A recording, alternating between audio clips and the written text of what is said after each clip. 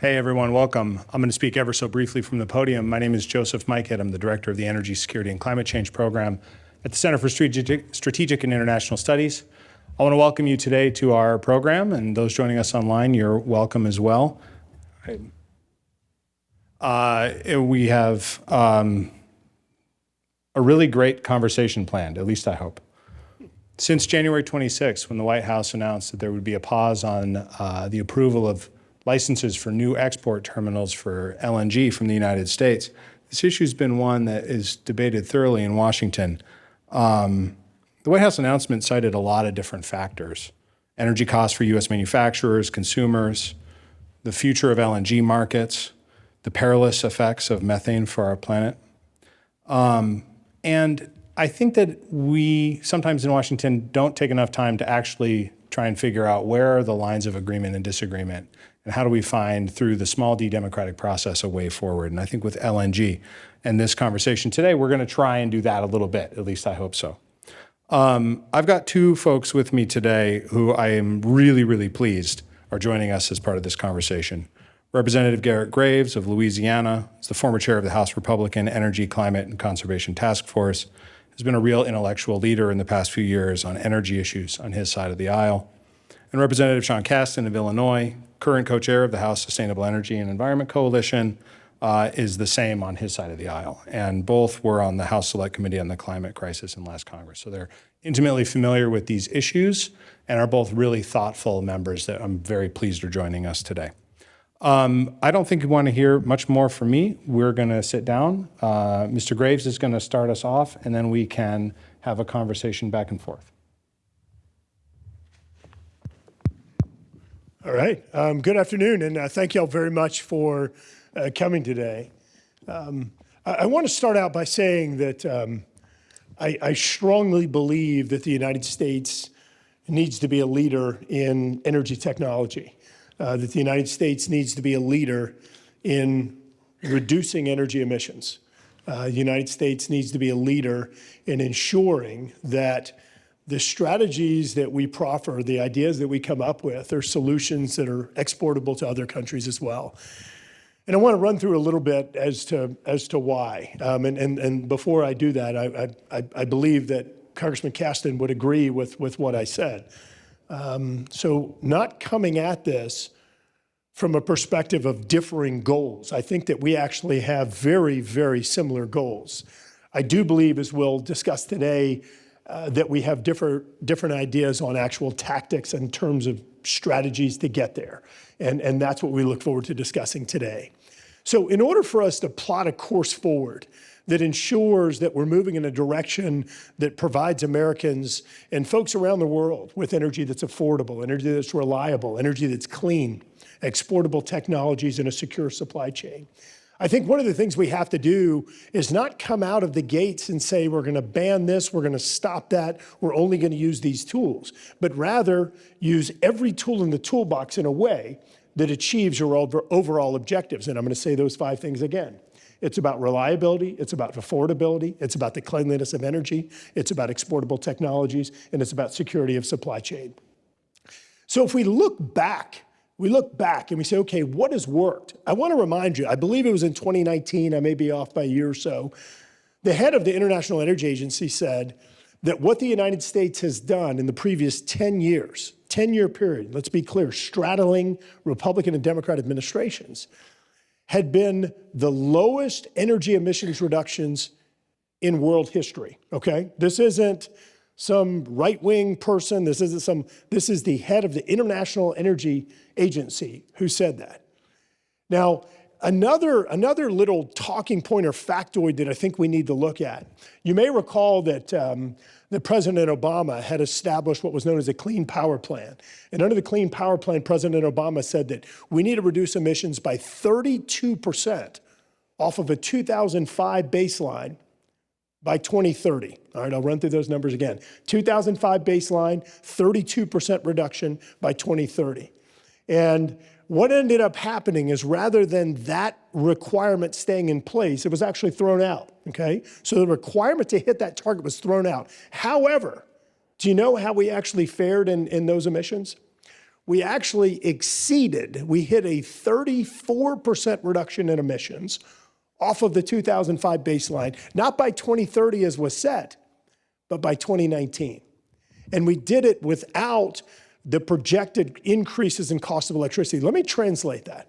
What that tells me is that rather than having government coming in and picking winners and losers and determining which energy technologies we're going to use and which energy technologies we're not going to use, we're better off letting innovators innovate. Letting innovators innovate. Look, I'm from South Louisiana. Our state has some of the most threats, some of the greatest threats or vulnerability to sea rise in the United States and some of the greatest in the world. We've lost over 2,000 square miles of our coast, and this is where the majority of our population lives. These are the areas that we represent. The last thing in the world I would want to do is come in and propose solutions that are going to further put the folks that we represent in jeopardy, which is why I'm going to continue hammering those 5 things that I think are so important, which is why I'm going to continue saying that I think that our best solution is looking at the strategies that have worked and figuring out how to double and triple down on those very things that have not caused energy prices to skyrocket. Now, the administration came out, and this whole conference today is about the LNG pause. The LNG pause and whether that was a good idea or a bad idea. Well, for one, I think looking at perhaps the motivation. We've seen Secretary Granholm that just last year was sitting there talking about how the United States has an abundance of natural gas and how we actually need to use it as a tool to help out our allies. To this year coming out and saying we're going to put a freeze or a ban in place, but then saying up front, this is only going to last for a year, indicating to me that there appeared to be some politics behind the decision. More importantly, it's contrary to the very thing that I brought up earlier, which is using all the tools in the toolbox when they make sense. And let me explain a scenario when using natural gas, specifically using LNG exports, liquefied natural gas exports as a solution. If we had simply taken 1 year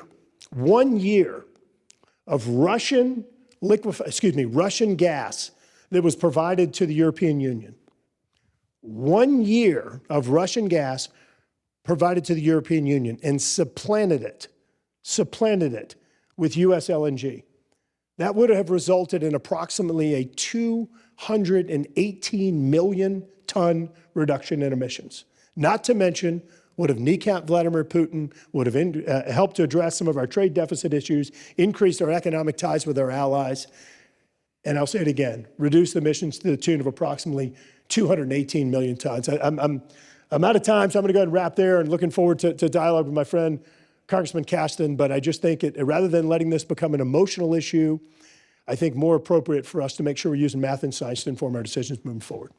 Thank you so much for the starting comments and the timeliness. And Mr. Casten, open to your thoughts as well. Thanks so much, and just really happy to be here, and happy to be here not in a classified setting as we usually are when we're in this room. Let's start with areas of violent agreement. The United States has unbelievable energy technology to export to the world. It should be our national interest to export those. And we have whether you want to call this a moral obligation or an economic obligation, to make sure that people have cheap and affordable energy first in our country and then to our allies around the world. Where I think I differ a little bit is that I'm very much an Amory Lovins-ite, if you will, that the energy that matters is the energy that makes your beer cold and your shower hot. We would never say that the purpose of the auto industry is to sustain our iron miners. And yet we conflate inputs on the energy side with outputs, that what really matters is, do we have access to cheap and affordable heat and light and power? And it's true, the United States has vastly exceeded where anybody thought we could get to from a CO2 reduction. And it's also true, and I'm totally with Garret on this, that we should do that in a way that uses markets to innovate and not direct. The deregulation of the power sector in 1992 and then the FERC orders that followed, for the first time in our history, created a world where power plant owners could make money by saving money. That didn't exist prior to that point. And so you had, within a 10-year period, We built 200,000 megawatts of combined cycle, about 20% of the whole grid, that roughly almost doubled the efficiency of the US gas grid. Our nuclear fleet went from 60% capacity factor to 90% capacity factor because it was cheaper, and now you could make money operating it. US CO2 emissions went from 1,300 pounds per megawatt hour to where are we at now, like 900, a little bit less, I think, largely because of that. Well, now look at what happened to the US energy system. And here I just pulled up some numbers off EIA before I came here. In the last 10 years, well, the 10 years ending 2023, because I can get that data easy, US GDP is up 61%. US coal use is down 40% because it can't compete. Oil use is basically flat. It bounces around, but total US oil consumption is flat. And natural gas use in the US is up about 24%. So we have actually defossilized our economy. We are now getting more with less. We have a higher standard of living, and we're less dependent on fossil fuels to get there, which means that you don't have to spend money. Our homes are more efficient. Our vehicles are more efficient. Our power plants are more efficient. That's wonderful. Well, what do you do if you're a fossil fuel producer and you cannot compete? Because you can't make that beer cold, you can't make that shower water hot as well as your competitors are. And the answer is it's gone to exports. Remember, natural gas consumption is up 24% in the last 10 years. Natural gas production is up 55%. Natural gas exports are up almost 400% in that period. So whereas the gas industry was almost entirely a domestic play before, now 20% of gas production is for export in the United States. This then sails into the Natural Gas Act that says if we're going to approve these facilities, is it in the national interest for us to drill holes in the United States, run pipes in the United States, take supply out of the United States and send it overseas if the price is right? Is that in our national interest? I would argue, and I did argue with Secretary Granholm on several occasions, that I think the Biden White House was not asking that question as rigorously as they should have before.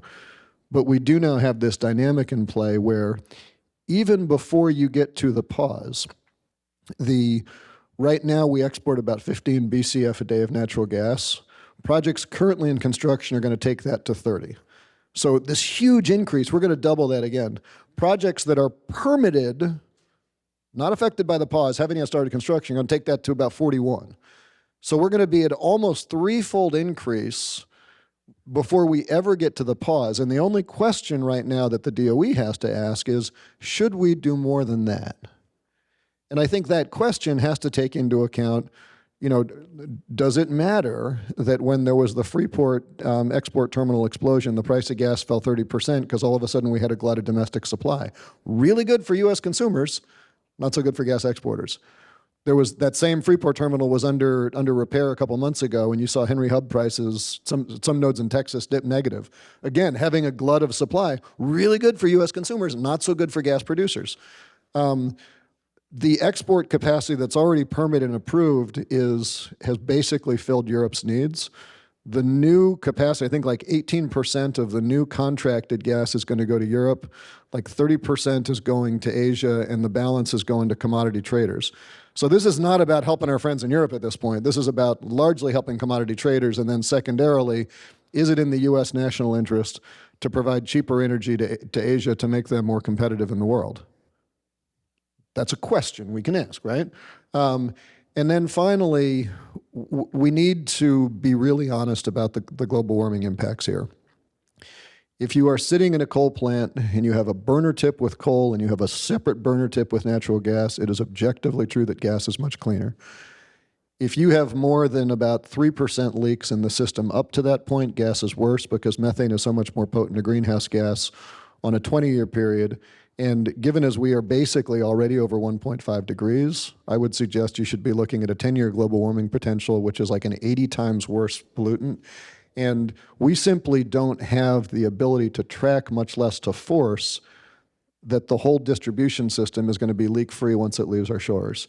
And so if you have anything more than about 1% leak rate of that gas after it leaves here, you are worse than coal from a climate perspective. We may not like that, but that's just sort of the truth of where we have to sit. And so what is the heuristic that DOE is going to use to ask this question now that the natural gas industry is primarily an exporter? Okay, it's only 20% of production, but on the margin, a marginal unit of new gas production in the country right now is going to export. And it's going to export because that's where the money is. It's going to export because you can make more money selling it overseas than you can at home. And I think if we're not honest about the impacts on price volatility, the impact of hitching U.S. consumer prices to the rest of the country, the impact of reducing supply, then I think we're not at, and the environmental issues, and I think we're not asked the last question. The last thing I just say on technology is all those technologies that we deployed in the United States that helped us decouple growth from fossil fuel use, those are also exportable technologies, right? And if we think that we are worthy of those technologies, then let's also think about that. I'll leave you with just a conversation we had with a Ukrainian parliamentarian who had come over about 6 months ago, who was, he had a job overseeing rebuilding and construction. And he said, what people need housing in Ukraine because they just got bombed. The quickest thing to build is crappy Soviet cinder block housing, but we don't want to depend on Russian gas. We'd like to build them efficient homes. Those are going to take a little longer to build. It's going to be a little bit more capital on the front end. It's going to be, we're going to have to figure out how to get it on the back end. That's technology that we should be thinking about exporting. And if all we think about is saying, let's flood that market with gas, then we're, not only are we doing them a disservice, but we're exposing ourselves to more volatility in the future. Thank you both. A lot of threads to draw on both sides. I think I'd like to start with you, Mr. Casten. We'll talk a little bit about the climate considerations. So Mr. Graves said that there's a lot of politics in this decision. I think that's pretty evidently clear, right? There's a sort of activist community got deeply involved, and a lot of the reporting has been about the young voters and all that kind of stuff. But I think there is this sort of underlying issue, which is, as you said, we're getting very close to 1.5 degrees of global warming. This is long-lived infrastructure. There's a fear amongst many analysts that, like, if you overcommit to this kind of asset, it's going to be used for too long.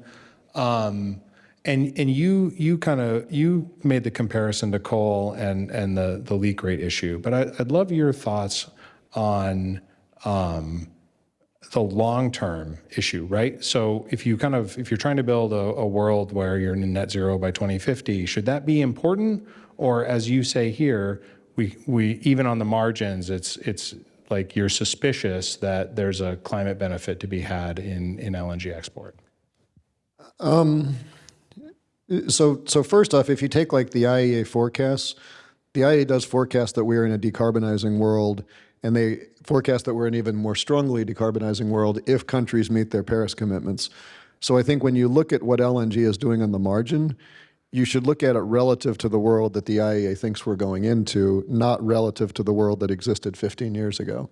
And so in those forecasts, the IEA, and like our country, is assuming that, like, look at us. 10 years ago, 50% of U.S. power came from coal. We now make more power from renewables than coal. That's not because of the IRA. It's because it's cheaper. And if you build a coal plant next to a wind farm, there isn't a single wind developer who's like, oh man, I'm so nervous because they might outcompete me in spot markets. The reverse is very much true, right? So I'm less concerned about if we build assets that can't compete against other future technologies. As long as we deploy those technologies, they'll get outcompeted. I think the struggle is that, I used to joke that anybody who thinks that energy markets rationally allocate capital has never tried to get a capital project approved in energy markets. These are hugely capital intensive projects where there's a finite number of banks and entities who have the sophistication to pull those deals together. Once they're built, you have a very strong vested interest in making sure that you maintain the capacity factor to get your return. You become a very important political player in your state, in your county, in your country, and you tend to box out that competition. And so, coal would have shut down a long time ago, but for the fact that they were so good at keeping better technologies out of those markets. And arguably, like, there's very few coal plants in this country that were shut down before their capital was amortized. It was just that they hit end of life, and now you had all this other stuff coming up. That's not because there wasn't other technologies out there. It's because politically it was hard to fight against someone who employed, was the primary source of property tax in your community. Now, you made a comment that I want to make sure I understand well, because I want to bring that one over to Mr. Graves. You said 3% is the number on methane emissions that sort of makes coal versus gas a wash, right? And that's a 20-year global warming potential, correct? And then you said, well, and then if that means beyond our shores, if a leak rate is above 1%, we need to be concerned because you're kind of seeing a lower 1% leak rate on this side? Yeah, so you all know this.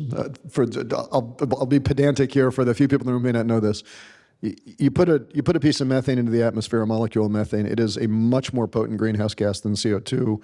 Over time, it bounces around the atmosphere, runs into an oxygen atom, it becomes CO2, and so after a decade, it all becomes CO2. But during that first decade, it is way more potent a greenhouse gas. So you get into this academic exercise of saying, what is the greenhouse gas equivalent of a molecule of methane in the atmosphere? And it depends on how long you're looking. If you look over 50 years, maybe it's 10, 15 times as potent. If you look over 20 years, 20, 30 times, and that's what I think a lot of people say. So 20, 30, okay, roughly 3%, right? If you do that math. If you look over 10 years, it's 80 times as potent. And that's when it sits in the atmosphere. And so if you sit there right now and you have lots of people, darn near every scientist who matters, saying this is the decisive decade, right? Then what's going to happen 50 years from now is not relevant. We know that sea levels on the Gulf Coast are going to be 2 feet higher by 2050. Like, we've already locked that in. So I would argue that you should be looking at that 10-year global warming. But even if you take the 3%, leak rates in the U.S. are arguably maybe 3%. We're starting to tighten it up. But once we export overseas, we don't control, and remember, we're exporting this to Asia, right? Or we're sending it to a commodity broker who's going to put it into, some port in the Black Sea. We don't control how good those countries, how good those gas utilities are at tightening up those leak rates. And oh, by the way, we're also using 14% of the energy in the LNG to compress it in the first place, so it's even worse once you factor that in. But we don't have control over that. And if you don't have control over that, then you can't honestly say this is better than coal. Well, let me go over to Mr. Graves then with that question kind of in two parts. I mean, one, what do you think that the opportunity associated with LNG exports is for domestic methane abatement and the imperative there? And two, how do you think about our responsibility when we think about national interest for emissions that happen outside of our shores? Yeah, great question, and I think you're beginning to dig into some of the real sticking points on this. So first of all, I think you have to keep in mind that I talked earlier about how innovators have innovated, and so just throw out one statistic. If you were to take largely the previous 10-year period, or I think if I remember right, it started maybe 2012 to 2022, something like that. You saw energy producers reduce methane emissions, by 66%. So let me say that again: a 2/3 reduction in energy emission in methane emissions associated with energy. I mean, this is once again world leading, and I understand that Congressman Casten has his strong concerns about natural gas. But I do think it's important that we do look at numbers, and he was talking about EIA projections and IEA projections, and I just want to dig in on that a little bit, because I think this is, once again, we can't let emotion govern. We've got to get math and science to govern. And so if you look at the Biden administration's Energy Information Agency, they have found that the increase in demand for natural gas is going to be about 57% between now and 2050. All right, let me say that again. Global demand for natural gas is going to go up about 57% above current. All right, so Congressman Casten is exactly right. There has been a surge in the export of natural gas. But number one, the National Energy Technology Labs, which is a part of the Department of Energy, did a study determining that Russian gas has a 41% higher emissions life cycle than U.S. LNG exported to Europe, and I think it's 47% going into Asia. So let's start putting some of these things together. Number one, If you have a projected increase in natural gas demand, let me say this again, this is the Biden administration projecting this, 57%. If we have a 41 to 47% lower emissions profile, or said another way, if Russian gas has a higher emissions profile than US LNG, and the statistic I gave earlier about supplanting Russian gas going to the European Union, 218 million ton reduction, we need to be realistic and we need to make sure that this demand for natural gas is actually coming from the United States, because that results in global emissions reductions. And so we can sit here in our utopian world and say, well, I just think that fairy dust is going to power the globe. And we can say that all day long. But if there's no math and science to prove that's an option, then we're being really dangerous and, quite frankly, irresponsible in blocking tools that could help to reduce global emissions, which is the question that you ask. What is our responsibility outside our shores? So look, one of the things that I think is most important, and Congressman Casten noted the exportability of different energy technologies.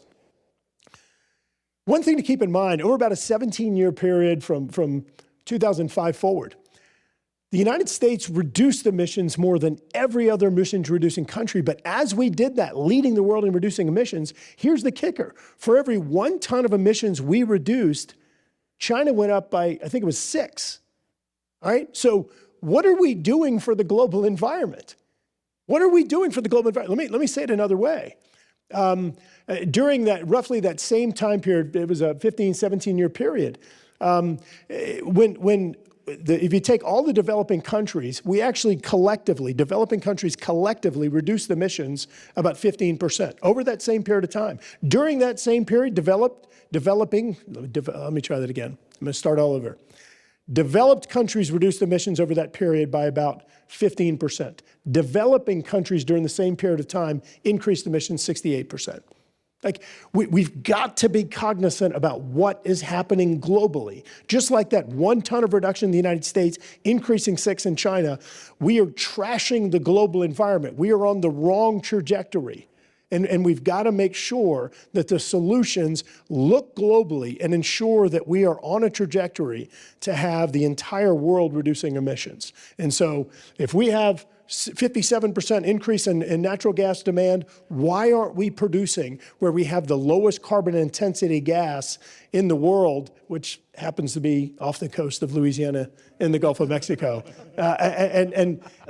So I just think we've got to put this data together. And I'm not at all saying that we abandoned wind or solar or wave or geothermal or nuclear. We need absolutely all of the above when they make sense. Thank you, Mr. Graves. And kind of now pivoting a little bit, but this has already been part of the conversation, right? The growth in this industry over the last 10 years has just been enormous. From zero to now the world's leading exporter of LNG, and with, as Mr. Casten said, enough pipeline project that we're looking at it probably close to doubling, right? Assuming that all that stuff runs at near full capacity. There's obvious commercial incentive here. And so I'd love your thoughts on the sort of, what economically, how are you thinking about this economically, both domestically and internationally, the role of the industry and the potential impacts on domestic prices versus the sort of the clear commercial case for exports, which I think probably are pretty helpful in Louisiana. All right, I want to make sure I understand your question. So strong commercial incentive to support these kinds of things, right? Yep. Like the DOE is stepping in, counter market forces to say the national interest needs to be evaluated and declared vis-a-vis energy prices domestically. And so how do you think about the national interest in that regard? And how do you compare that to kind of sharing a valuable natural resource abroad? Yep, great question. Okay, so number one, we have actually seen a significant reduction in natural gas prices over the last few decades.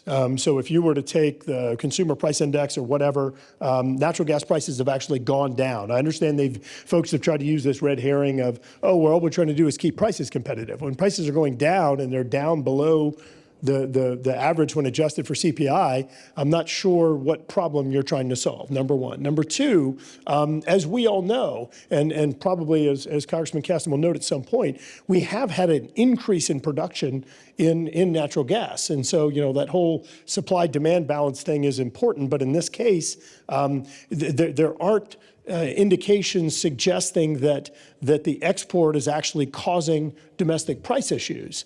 And so that's a second one. I think that we've got to be very careful about politicizing this issue. And let's go back and look at some of these examples.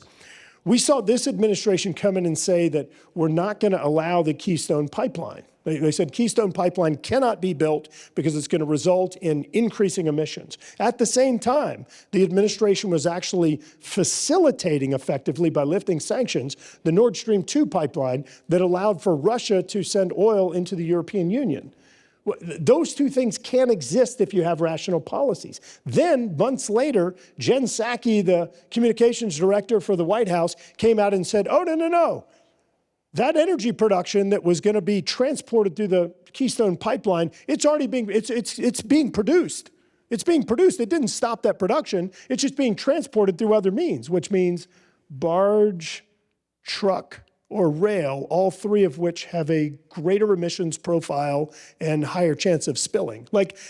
This is what politicizing policies looks like, and it's resulting in higher emissions.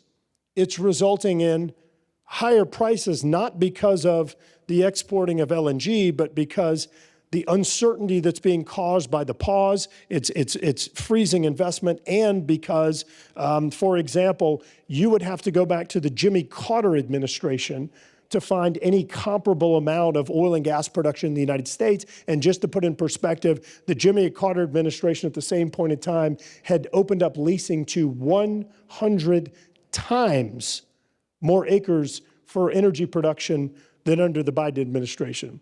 Somebody may be able to correct me, but I don't remember anyone ever saying, bring back that Jimmy Carter energy policy. So I think it's a mistake what's going on right now. We can't allow this to be politicized by either Republicans or Democrats. Math and science needs to guide this policy.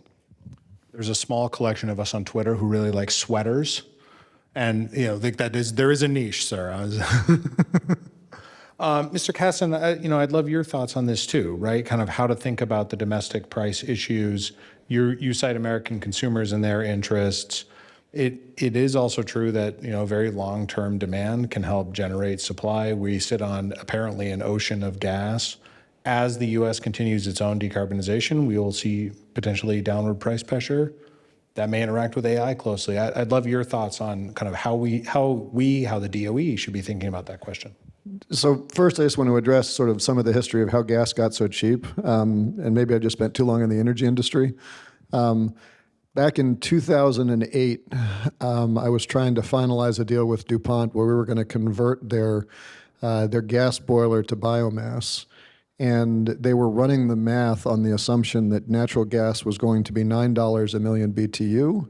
They were debating whether to use 12 because that was the Henry Hub price at the time. And then the price came down in their forecast, and ultimately we didn't build it. And I remember I said, what caused this project to tank? And the guy said, I work for a Fortune 500 company. We always make long-term energy decisions based on short-term energy prices. I think that is the reality. Well, what was going on in the world in 2008? Every electric utility in the country was talking about death spirals. They weren't seeing load growth. And every gas utility was saying there's been this flood of gas heating, gas appliances. The old steam systems are being shut down. And the gas industry was super bullish. And oh, by the way, fracking wasn't really a thing yet. It was, this weird guy in Ohio who had some crazy ideas and seemed to not be delivering consistently negative cash returns on equity. That's an Aubrey McClendon joke for those of you who are into deep cuts. And those LNG terminals were for import, not for export, right? And so the idea was we need these because we need to get gas from Algeria that's going to be expensive, and we're going to have to grow this out. And so it was a really forward forecast. Well, the price of gas came down because of the amazing fracking revolution that brought just a ton, and frankly, a lot of people did lose their shirt, but such is the way in the energy industry. The third owners always make money. and now you have electrification. Well, now on a going forward basis, you've got this issue where we are starting to decouple. If you go and talk to regulated gas utilities today, they have a much less bullish view on their future in the United States than they did 15 years ago, because they're saying people are shifting away from gas dependent, not for policy reasons, for market reasons. They're cheaper. The electric utilities are much more bullish, right? So on a going forward basis, what are we going to deliver? And I think it's really hard to argue that you can sit in a market that has more gas supply than demand, and that the price wouldn't go down if you kept that supply in the United States. I mean, this is like the first 3 pages of your economics textbook. This is not super complicated. And that was what I said you've seen when that Freeport terminal went down, immediately, boom, the price of gas fell 30%. Like, that is really happening. It's also true that 10, 15 years ago, there was very little correlation between the price of natural gas in the United States and the price of natural gas in Europe. Well, if you're a natural gas exporter and you have a facility, or better yet, one of those commodity players who's taken like 55% of all the new gas under contract, wouldn't you love to have the arbitrage opportunity to say, I could sell this at Henry Hub for $2.70, or I can sell it in Rotterdam for $9?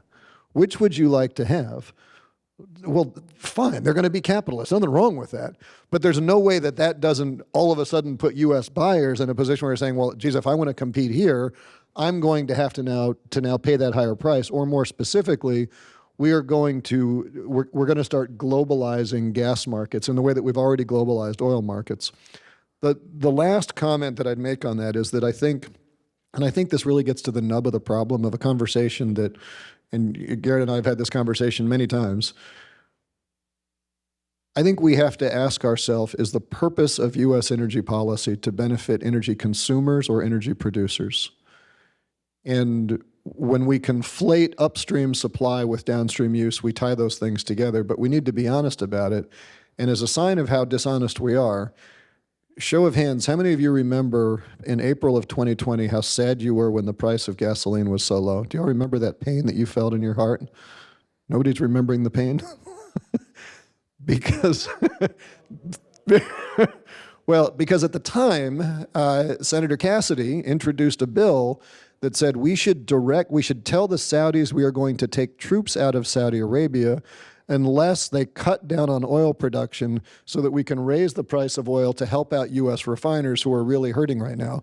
Donald Trump followed up. Google it. It was April Fool's Day 2020. Followed up. He called the Saudis, said, I am going to pull the troops out unless you clamp down production. The Saudis dutifully responded. They pulled down production. The price of oil went up. Trump was praised as a hero on Bloomberg TV. That all really happened. Did anybody, outside of me and Tom Malinowski, by the way, bring legislation forward when the price of gas went up that said we should call the Saudis and tell the Saudis that we are going to pull troops out of Saudi Arabia unless you ramp up production? Now, when Tom Malinowski and I introduced that bill, Senator Cassidy said, these guys don't understand how energy markets work. What is the purpose of U.S. energy policy? Is it to benefit U.S. consumers or U.S. producers? Because I get it. If I was selling widgets and one market was paying $9 and the other was paying $2.50, I'm selling the $9 market all day long. Not so good for widget consumers, but it's pretty good for the widget producers. And I think this tension as we decarbonize, as we decouple our economy from fossil fuel use, should we see the fossil fuel resources we have as a nice rainy day fund, for when we need it, or should we see it as something to strip mine out and sell it to the top bidder for whoever owns the well? I actually like that concept so much. Mr. Graves, I'd love your response on this question of consumers, producers, or is that the right dichotomy to draw? I don't think obviously, if those are my only two choices, I'm choosing consumers all day long, which is why I'll refer you back that the day that President Biden took office, the lowest gasoline prices in my home state was $1.74 a gallon. Again, this administration, gas prices were $1.74 a gallon when President Biden was sworn in. You can't find anything even remotely close to that. Congressman Casten, I also want to remind you of things that go in your weird category. I have a letter that, let's see if I remember this right. I think it was Senator Markey, Senator Menendez, Senator Schumer, and I think there were one or two others actually sent to President Trump asking him to have the Saudis increase their oil production. I don't know sometimes what planet we live on, but I have a copy of that letter if anybody would like to see it, where I'll say it again. Schumer, Cantwell, I think it was Schumer, Cantwell, Menendez, and Markey sent to President Trump saying, please have the Saudis increase oil production. But let me go back and answer the question. That was what Tom and I's letter said too. What's that? That was what Tom and I's letter said too. That was what Tom Malinowski and I's letter said too. That if we ask them to curtail to raise the price, then shouldn't we also do the reverse? Yeah. So just going back, so let me say it again. I don't think that's really the two right answers. I don't think it's either consumers or producers. I think it's really Americans writ large, because the reality is the considerations go beyond just how much people are paying at the pump. If that's the only metric that we're looking at, then this administration has been an abysmal failure. We've seen energy prices skyrocket in terms of utility costs, in terms of gasoline prices, even emissions have gone up. Gas is okay, though. What's that? Gas prices are doing well. Natural gas prices are yes, they have remained stable. Now, But let me go back and say that I think we need to be looking collectively at Americans. And let me give you just two examples that are right now front and center. So as a result, let me see how many of y'all remember when there was a negotiation on hostage releases with Iran, and that all these people came out and said, well, the Biden administration has released $6 billion in freed revenue. I think South Korea had freed revenue under this negotiation. And all these people were up in arms and said, oh, they're just going to give it to terrorists. Do you know how much Iran's profited from our flawed energy policies? Their exports have skyrocketed. It's somewhere around $65 billion. So we've enriched Iran with flawed energy policies, which has allowed them to further fund Hezbollah, Hamas, Islamic Jihad, Houthis, pick your terrorist. And now we just provided tens of billions of dollars to fund the other side of the war. What are we doing? And then in Russia, same thing. We actually increased, under this administration, our imports of Russian oil in the United States. We've watched as prices have gone up, so Russia is now profiting more, and I don't know. I'm not sure the numbers. Those have been a little more difficult to calculate, but I think it's probably around $100 billion in additional profits. So Russia is now using that to fund the invasion of Ukraine that we just funded the other side of it again. So let me say again, I don't think it's producers or consumers. What is in the best interest of America? What is in the best interest of our American citizens collectively? And I think that those are just some examples as where we're not looking properly at the overall consideration or use the right metrics. Can I jump in? Because I think actually the last place I want to touch on, Mr. Graves, take a glass of water for a sec, because the question's to you, is the geopolitical, right? So you got the American producers, you got the American consumers, but it's also now the fact that we are the largest exporter of LNG in the world. The geopolitical benefits of that, I think we're still trying to understand from the European experience of the last couple of years. And then the same theme redoubts to sort of, who do you want getting the economic benefits or the sort of revenues associated with energy exports? Is it American shareholders, or is it dictatorial regimes abroad? So I'd love your thoughts on the sort of geopolitical aspects, which with respect to the pause are not material to the DOE, but are very important for the U.S. and its relationships around the world. Sure, and I think you're exactly right that look, in our office we call them freedom molecules, and we're export. You like that? You can use it. You can use it as you drink your petroleum-based water bottle there. So I'm sorry, that wasn't fair. That wasn't fair. I take it back.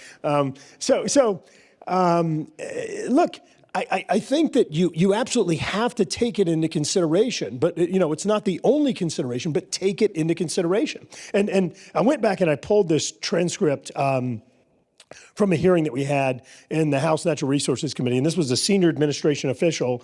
And I asked him, I said, look, what happens when you start reducing domestic production of energy? Does that have an impact on demand? Do people start saying, oh, okay, well, I'm just going to pivot to this other energy source? And I'm going to read you his comment. This is a senior administration official who's there now. Quote, we've actually done quite a bit of analysis of this and support a 5-year program development. And if OCS production, which is offshore, outer continental shelf or offshore production, if OCS production were to stop, most of the substitution would come from imported oil. And so look, just extrapolating this answer, what he's saying is that there's nothing we can do domestically to influence what sources of energy other countries consume, or really that we even consume in the United States. But rather what's going to happen is you're going to have other countries that are going to fill the void. And whether that void is a void domestically in the United States or it's a void that's happening overseas, other countries are going to step in. And I said that statistic earlier. During the amount of time that developed countries have reduced emissions about 15%, developing countries have gone up 68%. It's why it's so important that if we're going to achieve this goal that Congressman Casten and I share, America continuing to be an energy leader globally, us helping to lead the energy technology to reduce emissions, we've got to make sure that we're looking at the implications, the global implications of emissions based on the policies that are being put forth in the United States. And I want to remind you, even Hillary Clinton acknowledged that the Russians were funding environmental groups that were out there trying to trash fracking because they knew it was against their interest. Just like I believe that China is out there pushing for the United States and others to use the critical minerals that they've developed a monopoly on, not just the mining, but also the processing and refining. We've got to be thoughtful about how we move forward. I can't say it enough. Math and science, math and science. Mr. Casten, to you, the same geopolitical question. I mean, the European thing is real. The U.S. has sort of unique market characteristics, having destination flexibility. A lot of exports go to the trading houses. We don't really know what the future holds. Is there option value in these export capacity for us and for the global market? So I'm going to be a broken record, and I want to keep coming back of, if you're talking about energy policy, don't just talk about upstream, right? We don't do that in any other space. And arguably the single best thing we could do domestically and internationally is to increase energy productivity. I mean, think about, there's only 3 inputs to an economy: labor, capital, and energy. Maybe you could throw in raw materials if you want. We track labor productivity on a weekly basis at BLS, right? There isn't a company in the world who would keep their CEO if their CEO didn't know what their return on capital was and was pushing that to go up against their peers. Nobody tracks energy productivity. You can't even get the numbers, right? And yet it's one of the primary inputs. If you try to go through and get the numbers, the U.S., we consume about 100 quadrillion BTUs of primary energy a year. For nerdy reasons, I'm not even sure I trust that number, but everybody at least measures that the same way, in a roughly $21 trillion economy. So we generate about $200 of GDP for every million BTU. That is half the energy productivity of the UK. It is 1/3 the energy productivity of Switzerland. Imagine if the United States was able to deliver the same quality of living we have right now with only 1/3 as much primary energy input. That would be fantastic. That's 1/3 less exposure to all that volatility in the world, whether because Vladimir Putin wakes up on the wrong side of the bed one morning or some Ayatollah does something crazy. Isn't it wonderful to say, I don't give a damn because it doesn't affect me, because I'm not hitching my wagon to that. Wouldn't it be great for us to then take the technologies that are out there and deploy them? And again, these are countries that have already gotten to that level, right? So if, on the other hand, we think, what we want is, we want more volatility and we want to ride this wagon because, options pricing theory, you want to own the volatility, right? Well, that's awesome. Let's build out those export markets and hitch up to that volatility. Let's not deploy the technologies that's going to make them more efficient. And we're guilty of that. Like, yeah, I get it. Like the Russians, the Iranians would not like to have energy efficiency deployed. There's a lot of folks in the U.S. who wouldn't like efficiency deployed either. I got a lot of scars on my back from fighting against utilities, As we've discussed, that's an area, efficiency and conservation, where I think we absolutely agree. I agree. But I'm saying, like, if we're sitting there and saying what is in the U.S. national interest from an energy policy, we've got to frame this from a downstream energy perspective and say, how do you get to a world where you have affordable, reliable, useful energy? Not how do you get to a world where, great news, Ma, I got a pile of coal on your doorstep. What the hell do I do with that? Right? Like, I wonder. But how do we make that a matter of U.S. policy, right? Like, why, like double pane windows in Turkey? Well, like, look, let me start with some things that I've been, fairly critical of the Biden administration on. When Russia invaded Ukraine, we immediately said supply siders are ascendant. We've got to ramp up LNG exports. We didn't talk at all about saying, how do we help export efficiency technology that we have in U.S. companies to Europe to help make them, where we've got, why weren't we using the Defense Production Act to get those tools out there to reduce the amount of energy they had to couple themselves to? We should be doing that. Another place that I think we need to have a more honest conversation, and Garret and I actually both lied to you early on, I'm going to be ecumenical here. When we say that the United States is cutting their CO2 emissions, that assumes that we hold the United States to a lesser standard than the United States government holds contractors to the United States, which is to say we ignore Scope 3. You can't say that we are simultaneously ramping up our emissions and sending oil, sending coal, sending gas overseas, and we're only going to take credit for what gets burned in our country. I feel like throwing national Scope 3 accounting into this conversation 4 minutes before we conclude is a pretty big but my point is that I think we can be measured on increasing our energy productivity, and we can export the technologies to grow that energy productivity. We should not be measured or rewarded for saying, I'm going to take my problem, shift it over here where the accountants aren't looking at it, and take credit, right? And therefore, I've made the world a better place by moving it over to the other side. I want to make sure I understand what you're saying. So you're basically endorsing what I've said about the United States having the most efficient production, most efficient economy, and that by coming in and ramping up regulatory red tape and hurdles, all you're doing is forcing activities overseas to less efficient economies? No, remember what I said before. Energy markets are not efficient. From an energy efficiency perspective, that was me trying to put words in your mouth. Recognize the United States has something to be proud of from an energy efficiency perspective. We could do much better, and that's actually a huge opportunity, right? And then we should export those technologies to do that. What we shouldn't do is say, like, you were talking about Russia. Like, why is Gazprom so dirty? Because Gazprom wouldn't know capitalism if it bit him in the ass. They have no downside of a leaky system. Yeah. In the U.S., our gas producers have an economic interest to not leak because they want to sell more gas. But if we're now exporting our gas into, Eastern Bloc distribution systems built by Gazprom's predecessors, we should not assume that those systems are not super leaky or that those are subject to the same market forces we have. So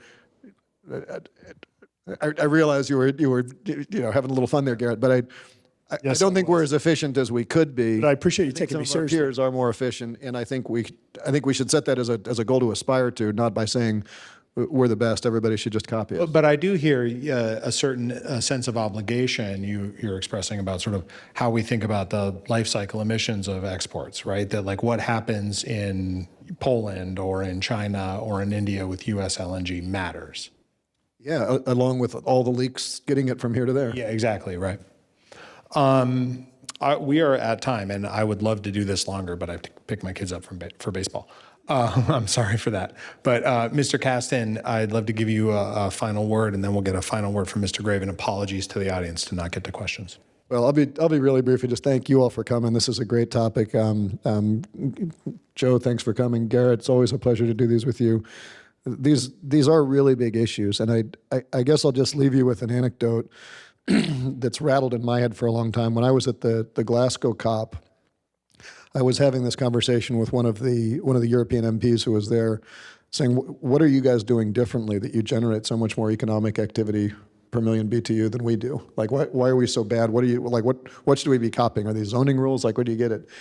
And this guy in this good Scottish brogue that I'm not going to emulate started laughing, and he said, "Oh, it's really easy what the problem is." He said, the Brits, the French, the Americans, you all came up with democracy at the same time. It was the same people. You were doing the same work. We all came up with the same basic ideas.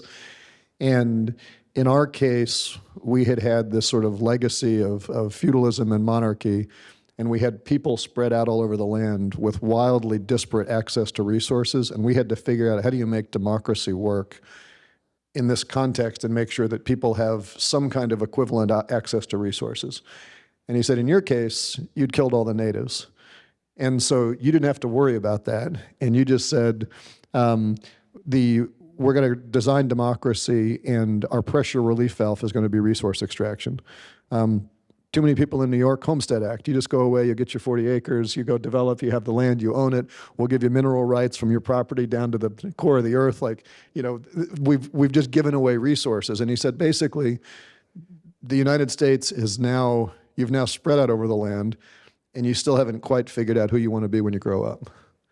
And I think that basic tension between, do we think is it the essence of being an American to extract resources and monetize it for your personal gain? Or is it the essence of being an American to make sure that everybody has an equal opportunity to succeed and has an equal access to resources and some equitable distribution in a capitalist context? And I think that's the core of this debate, that we haven't quite decided yet who we want to be when we grow up. But we're out of time. Yeah, well, we have, the world's not ending tomorrow. We can work on it, inshallah. Mr. Graves, go ahead. Yeah, thanks, and I want to thank all of you for being here. I want to thank Congressman Casten for the opportunity to share ideas, and I think that this is one of the most important issues that we're going to face. And I think that we've got to focus on this. I think we've got to do so in a way that's bipartisan, and in a way that's going to have sustainable, long-term impacts. I think one of the most dangerous things we can do is exactly what you're seeing today. When you go from an Obama administration that has policies over here, to a Trump administration that has policies over here, to a Biden administration, I'm not going to get up, just say over here. And what happens is, if you're in the energy industry, and it doesn't matter if you're a proponent of renewable energy, conventional fuels, what have you, you're looking at this and you're just like, what is going on? Where am I going to invest? We've got to keep in mind that what investors are doing is they're looking for certainty. They're looking for certainty. And if we're going to come in every 4 years or every 8 years, we're going to have these huge pendulum swings. That's not what the United States is known for. We're known for having a stable regulatory environment, a stable economic climate. And if we're undermining that stability, we're undermining our ability to lead, we're undermining our ability to gain investment and to be the innovation leaders for the world. And so as we look at policies moving forward, you may think that one administration is only looking at economic, another one is only looking at environmental. In some cases, I think you're right. But I think what we have to do is we have to change that. We have to look at solutions that check the economic box. And I'm going to take a shot at the IRA here and say that we can't go out there and expect that we're going to be able to subsidize in perpetuity some of these energy streams that otherwise, energy technologies that otherwise wouldn't have a prayer of existing. And we can't go out there and do that because you distort economics. And so we've got to check that economic box with our energy technologies, and we've got to check the environmental box with our energy technologies, because that's the only way you're going to have solutions that are durable, solutions that will withstand or sustain these various administrations, which is why I think it is so important that people like Congressman Casten and I spend time thinking through some of these solutions that can be more durable through the partisan changes in the House and the Senate and the White House, making sure that we can continue leading the world in reducing emissions. We can continue ensuring that Americans have affordable energy, ensuring that we're not threatening geopolitics and funding both sides of wars, ensuring that we have reliable energy solutions and aren't moving in a direction of states that have proven their solutions are unreliable, have an unreliable grid, like, let's pick on California. making sure that we have technologies that are exportable and security of supply chain, meaning that we can't go intentionally head down a path where we have countries like China that have cornered the market on critical minerals, cornered the market on refining and processing. That is a dangerous direction for us to go. So in closing, I talked about investors, I talked about strategy, and I talked about certainty. What the United States would do if we were a business is that we would look at what assets we have, what natural resources we have, what assets we have. And we would develop a business plan to ensure reliable, affordable, clean, exportable, and secure supply chain energy strategies that are based upon our resources, the things that we do well, the things that we have here that we can control. And it would continue that path of reducing energy, of ensuring we have a competitive economy in the United States and one of the most efficient economies in the world. So thank you. Really appreciate the opportunity to join, and happy to hang back if folks have questions or want to throw things. Thank you both very much. I thought this was a really rich conversation. There's a couple threads that are worth pulling on: consumers and producers and their interests. How do we speak to all of us? How do we balance these geopolitical and climate forces? And how do we keep our eye on long-term goals? Really grateful that you both spent the hour with us. Thank you so much. If you wouldn't mind giving them a warm appreciation. And I think there are crackers and soft drinks and other things in the lobby. And this is Joseph Mikett for CSIS signing off. Thank you all.